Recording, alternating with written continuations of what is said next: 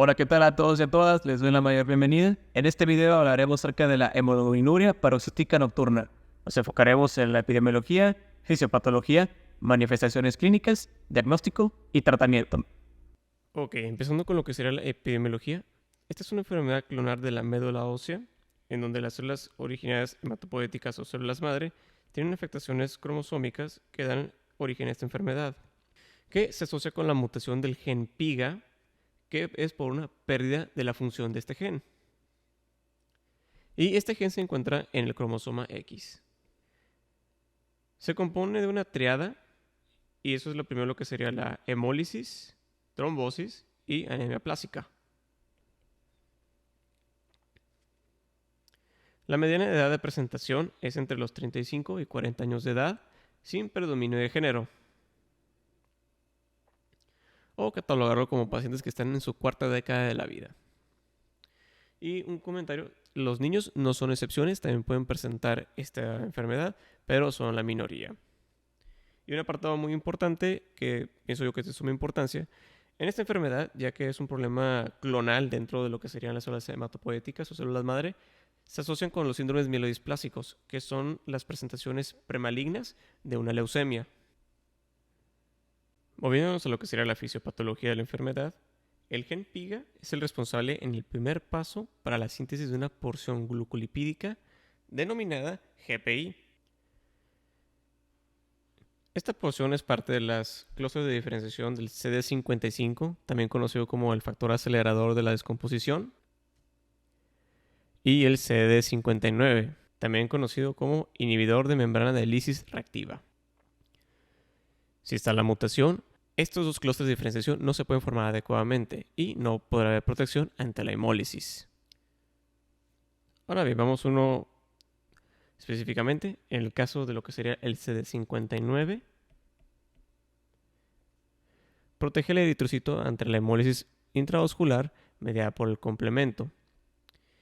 En el caso que está deficiente, sin él, las que son las proteínas del torrente sanguíneo van a producir lo que sería el MAC o el complejo de ataque a membrana en la superficie celular del eritrocito. Por consecuencia, va a causar un cambio osmótico porque son poros en la superficie o membrana celular y va a liberar todo el contenido intracelular de los eritrocitos, que la van a deshidratar y eventualmente causan las hemólisis. Y además que son múltiples, complejos, no solamente es uno, produciendo el cambio osmótico muy agresivo y su destrucción. Y comentario, este es el mecanismo de mayor predominio, comparándolo con la hemólisis extravascular. Y hablando de ese, con el tema del CD55, protege ante este tipo de mecanismo, ya que está inhibido, el complemento se activa y produce lo que es la C3 convertasa o el complejo C4B2B. Y estas son múltiples que actúan como opsoninas, que se dirigen a la superficie del eritrocito, usándose como señales para causar que sean identificadas por el sistema retículo endotelial, que son los macrófagos, y poder ser fagocitados y destruidas.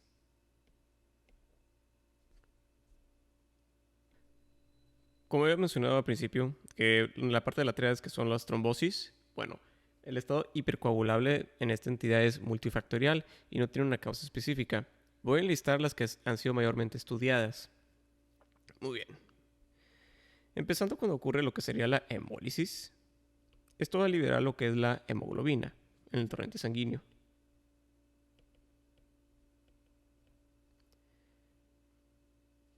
Esta, por su parte, va a secuestrar lo que es el óxido nítrico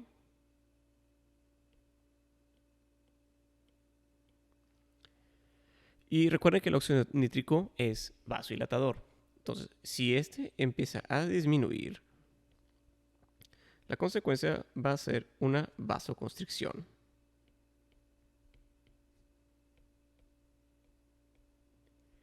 Que, si ustedes recuerdan, en un estado para mantener la homeostasis, el primer paso para causar o provocar un coágulo es y detener sangrados son las contracciones musculares del músculo liso en todo lo que serían en las arterias y venas. Y bueno, había mencionado que los clústeres de diferenciación no solamente están en los eritrocitos, también están en las plaquetas y en algunas otras células del sistema inmune. En el tema de lo que serían las plaquetas, bueno, también llegan aquí los complejos y las destruyen, haciendo lisis.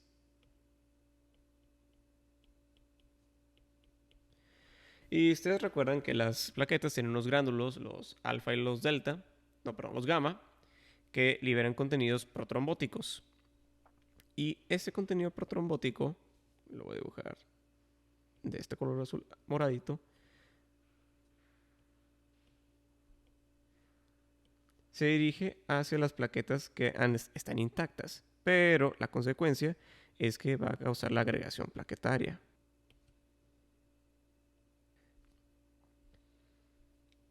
Provocando el segundo paso de la homeostasis para la producción de trombos. Algunas partes de lo que sería, digamos, el contenido de las plaquetas que liberan estos gránulos están, por ejemplo, la proteína S, el factor de von Willebrand, la selectina P, serotonina, el PDGF, PF4, ADP y calcio.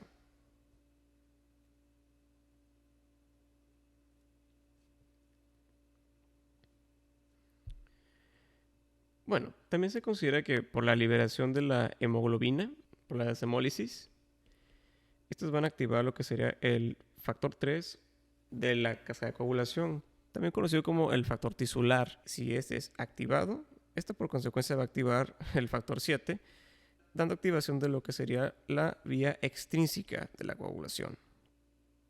Y por ende, también va a ir directamente a lo que sería a la agregación plaquetaria para reforzar el trombo. Otro mecanismo de acción que se considera y se ha tomado en cuenta es los niveles aumentados del C5A, del complemento. Este contribuye hacia un estado hipercoagulable mediante la generación de citoquinas proinflamatorios y procoagulantes como la interleucina 1, la interleucina 6 y el factor de necrosis tumoral alfa. Y bueno, el último factor de hipercoagulabilidad son las enzimas anticoagulantes dependientes del receptor GIP, que en este caso están deficientes, inclinando hacia el estado procoagulante. Entre una de las enzimas está lo que sería el inhibidor de la vía del factor tisular, la proteína A3 y el receptor activador de plasminógeno urquinasa. Y recuerden que estos son deficiencias. Y por último, en este apartado, está el tema de la distonía muscular, que es prácticamente una alteración en las contracciones musculares, especialmente del músculo liso. Más adelante se voy a comentar las manifestaciones clínicas que se pueden presentar con estas distonías musculares y también es debido por el secuestro del óxido nítrico debido a la liberación de hemoglobina por la hemólisis. Ahora iremos con el apartado de las manifestaciones clínicas, empezando con la parte hematológica. Estos pacientes refieren y presentan una fatiga episódica o persistente, que se acompaña de astenia y adinamia. Ya que se está destruyendo los eritrocitos, los pacientes van a presentar anemia, y entre las manifestaciones clínicas que vamos a encontrar en la exploración física va a ser la palidez de tegumentos y, por supuesto, por niveles elevados de bilirrubina o hiperbilirrubinemia, van a empezar a pintar los tegumentos. En este caso, lo que se conoce la ictericia, especialmente en lo que son las escleras, debajo de la lengua. Ahora bien, como dice el nombre de la enfermedad, hemoglobinuria paroxística nocturna, las hemólisis se exacerban durante la noche. Esto es debido a que el cortisol tiene un horario circadiano que disminuye durante la noche. Y el cortisol es un estado, bueno, vamos a poner lo que es una hormona que inmunosuprime. Entonces, si el cortisol disminuye, ya que es una hemólisis mediada por el complemento, una parte del metabolismo del sistema inmune, estas hemólisis aumentan. Y el paciente puede referir coluria durante la mañana al realizar la primera orina del día. Y muy bien. Y el tema de los exacerbantes que podrían aumentar las hemólisis. Está lo que serían las infecciones, algún estímulo inflamatorio, las cirugías también, ya que estas promueven estados proinflamatorios en donde aumentan el sistema inmune. Y además también recordar que está el tema de las trombosis, y una de las causas de la triada de Virchow para causar trombosis es el daño endotelial, que subsecuentemente en las cirugías va a ocurrir esto. Ejercicio en exceso o de alta intensidad. Las transfusiones sanguíneas también se han asociado como exacerbantes en esta enfermedad, y además también recuerden que una complicación esperada que puede ocurrir cuando hacemos transfusiones son las anemias hemolíticas asociadas a la transfusión. El consumo del alcohol también se ha asociado en aumentar las hemólisis, y el uso de suplementos de hierro también pueden aumentar. Ahora, esto es debido ya que el hierro es un componente importante para la producción de las células hematopoyéticas, y esa es una enfermedad clonal, o sea, el origen entra desde las células madre. Si tú le das la materia prima para producir más células clonales, susceptibles a sufrir hemólisis por el complemento, empeorando los síntomas. Ahora es el tema que está la anemia plásica, una parte de la triada de la enfermedad. En el apartado de lo que sería el sistema inmune, bueno, pues los pacientes son susceptibles a infecciones oportunistas o no oportunistas.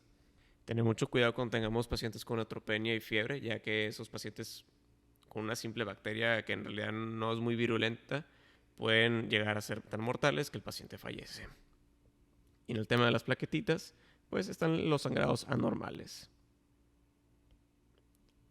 especialmente los mucocutáneos.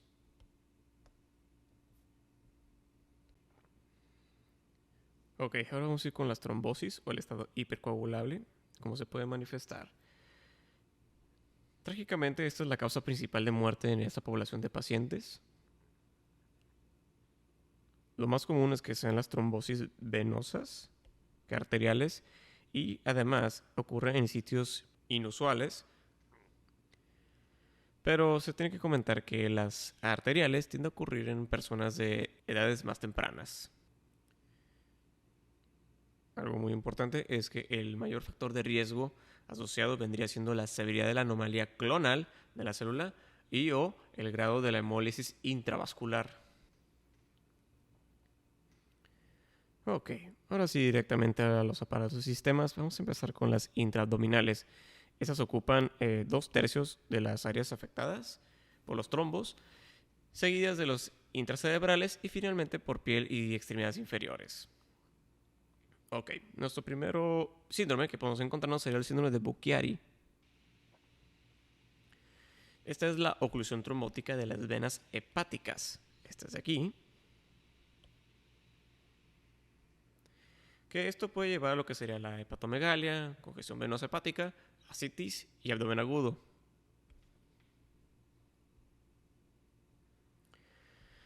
Por supuesto, en casos muy severos, aparte de estos síntomas, se agrega edema, esplenomegalia e impedimento renal. Siguiente está lo que podría ocurrir serían las trombosis de la vena porta, justamente aquí. Se puede presentar lo que sería la dilatación de la arteria hepática, como de reflujo o flujo retrógrado. Esto va a dirigirse hacia la vena esplénica y por consecuencia esto la va a aumentar de tamaño, dando la esplenomegalia. Al igual si observan aquí, están las venas de la parte gástrica y esofágicas, que esto eventualmente va a dar varices gástricas y esofágicas, que se pueden manifestar como sangrados de tubo digestivo alto. Siguiente sistema va a ser el sistema arteriovenoso mesentérico, o principalmente el venoso, ¿verdad? Como lo había comentado al principio, que son más frecuentes las venosas que las arteriales. Pero bueno, en cualquier apartado de una trombosis aquí el sistema mesentérico se puede presentar como abdomen agudo, en donde la oclusión intestinal venosa es leve la molestia que empeora gradualmente. En cambio, las arteriales, la molestia o el abdomen agudo, su dolor abdominal es intenso y está fuera de las proporciones durante la exploración física. Por último, tenemos aquí que puede ocurrir las trombosis de la vena cava inferior. En las agudizaciones se puede presentar la lumbalgia, dolor en glúteos, dolor en flancos, presentar hematuria, oliguria o anuria por el compromiso renal y dilatación de las venas en abdomen y piernas.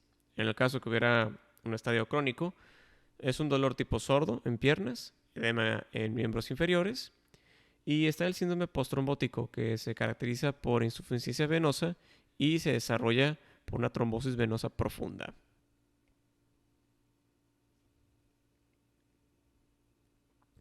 Siguiente sistema están las cerebrales, que estas pueden tener un desenlace catastrófico con un inicio insidioso, que se puede confundir con dolor de cabeza. Esto ocurre en los senos venosos mayores, que son los más involucrados, estos de aquí.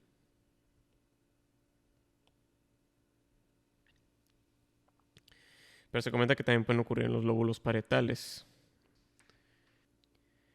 en tegumentos y miembros inferiores. Empezando con el tema de la dermis, se puede presentar como un área eritematosa, hinchazón y dolor. Y por supuesto en miembros inferiores se puede presentar como trombosis venosa profunda. Con sus manifestaciones clínicas sería un aumento de volumen y aumento de tamaño de la pierna afectada comparando con la otra, que en teoría está normal y aparentemente normal. Va a haber dolor, hiperemia y eritema. Están los signos de explosión física, como por ejemplo el signo de Homans, que es dolor en los gastronemios a la dorsiflexión del pie. El signo de Meyer, que es dolor al comprimir los gemelos. El signo de Payer es dolor cuando se aplica presión en la parte medial de la suela del pie. Seguimos con lo que sería la distonía muscular y sus manifestaciones clínicas. Recuerden que había comentado que había una preferencia por la afectación del músculo liso del sistema gastrointestinal.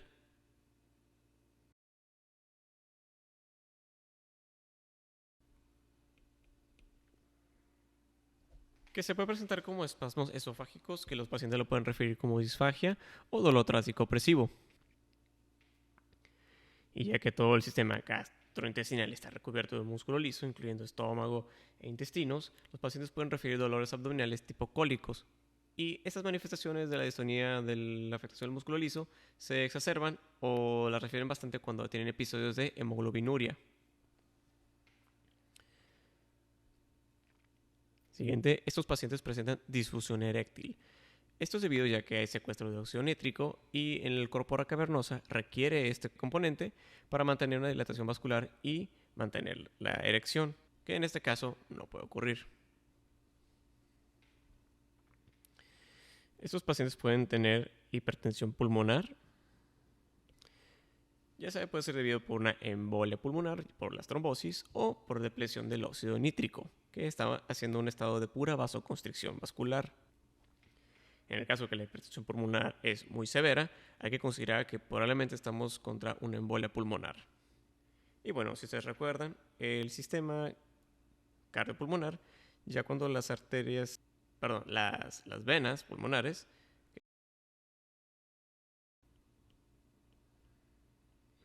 y aquí está el corazón, la aurícula derecha y el ventrículo derecho. Lo pondré así nada más. Voy a hablar solamente de la parte derecha del corazón. Que bueno, si hay aumento de presión en estas áreas de aquí, todo el reflujo de la sangre se va a regresar y se va a estancar, causando falla cardíaca derecha. Y que será importante pedir el péptido natriurético para poder evaluar esa función cardíaca. Con el siguiente sistema está lo que es la función renal. Tristemente, estos pacientes sufren de lesión renal aguda o crónica. Esto tiene múltiples causas. Y una de ellas puede ser por la hemólisis, que libera el hierro de la hemoglobina, se filtra por el glomérulo, pero se deposita en la nefrona, que se conoce como la hemosiderosis. También está la toxicidad por el grupo M de la hemoglobina, que causa reacciones proinflamatorias y libera radicales libres dentro de la célula. Y por supuesto puede haber infartos microvasculares debido a las trombosis. Ya como último, están unas manifestaciones inflamatorias de la misma enfermedad que se pueden presentar. Esto es debido también por la pérdida del gen PIG, y entre ellas está la meningitis aséptica, urticaria recurrente y por último la aparición de artralgias. Excelente. Bueno, ahora con la parte del diagnóstico, vamos a empezar con la biometría hemática. En el apartado de la serie roja encontraremos, o podemos encontrar con los parámetros, una anemia normocítica y normocrómica. En el caso de los reticulocitos pueden estar aumentados, ya que la médula, o porque la médula está tratando de compensar la lisis de los glóbulos rojos, pero si la aplasia medular es significativa, estarán disminuidos. También se pueden acompañar de las visito o pancitopenias. Es más frecuente tener el hallazgo de las trombocitopenias por las lisis plaquetarias. En cambio, las leucopenias se asocian con mayor frecuencia a la falla medular. En el frotis de sangre periférica nos orienta pues, a la morfología y orientaciones de la función medular, ya que en esta enfermedad se asocian con las aplasias medulares y el síndrome mielodisplásico. En lo que sería la serie roja o los eritrocitos, están por ejemplo los dacrocitos, que son eritrocitos en forma de gota. También están los acantocitos, que es la presencia de proyecciones alrededor de la membrana celular del glóbulo rojo. Los cuerpos de Hubble-Jolly, que son inclusiones basofílicas citoplasmáticas periféricas. Y los últimos dos hallazgos que podemos encontrar está la anisocitosis, que son eritrocitos en diferentes tamaños, y la poikilocitosis, que son eritrocitos en diferentes formas. En las plaquetas pueden estar aumentadas de tamaño y además ausencia de gránulos. Y en el aspecto de los leucos podemos encontrar la pseudoanomalía de Pellier-Wet, que son neutrófilos bilobulados conectados por una pequeña hebra de contenido nuclear en las periferias de su núcleo y además son agranulares. Analizando la química sanguínea, podemos obtener lo que sería la elevación de la lactato deshidrogenasa. Los parámetros normales son menores a 250 unidades y si está arriba de 250 unidades por litro ya se considera normal esto. En el caso de lo que sería la aptoglobina, se va a encontrar disminuida los niveles. Esto es debido porque esta es una glucoproteína que está en sangre y cuando la hemoglobina se encuentra libre en sangre, esta se une a la aptoglobina, disminuyéndola. El tema de la creatinina y la urea nos va a ayudar a analizar las funciones renales. Como lo he mencionado anteriormente, los pacientes pueden padecer de lesión renal aguda o crónica. Recuerden que esto no es para calcular la función renal, es para evaluarla. En las pruebas de función hepática están las bilirrubinas, está la bilirrubina directa e indirecta. En el caso de nosotros, lo que es simplemente la hemólisis, pues va a haber un predominio de lo que sería la bilirrubina indirecta. Pero ojo, había comentado que las trombosis pueden afectar el parénquima hepático. Entonces, pueden aumentar las bilirrubinas indirectas y directas. Van a tener un patrón mixto en el caso de las afectaciones hepáticas. Y además, las transaminasas, si es el caso, por ejemplo, un síndrome de Buchiari o una trombosis de vena portal, las transaminasas se van a elevar.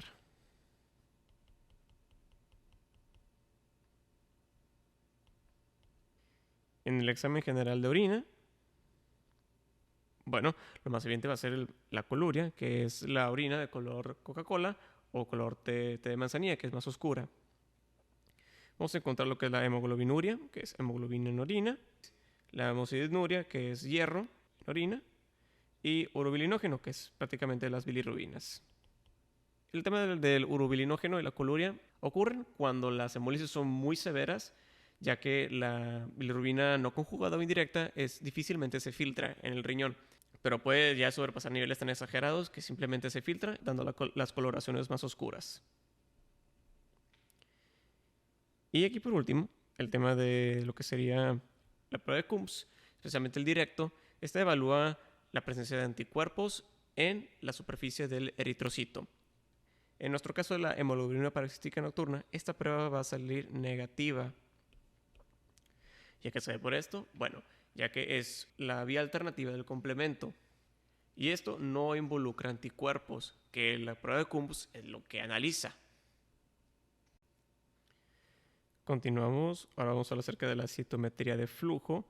Este estudio se considera como el estudio gold standard para diagnosticar la hemoglobina paroxística nocturna. En este caso, bueno, mostraría una deficiencia de los clústeres de diferenciación CD55 y CD59, en donde van a ser ya sea prácticamente ausentes o van a estar disminuidos. Estos obviamente son los principales clústeres, porque hay como unos 10 diferentes también que están involucrados en esta enfermedad por la alteración del PIGA, pero nosotros en la hemoglobinuria hablaremos específicamente de estos dos, que son los más involucrados, porque son los que están asociados a las complicaciones de la hemólisis, trombosis y de las anemias aplásicas.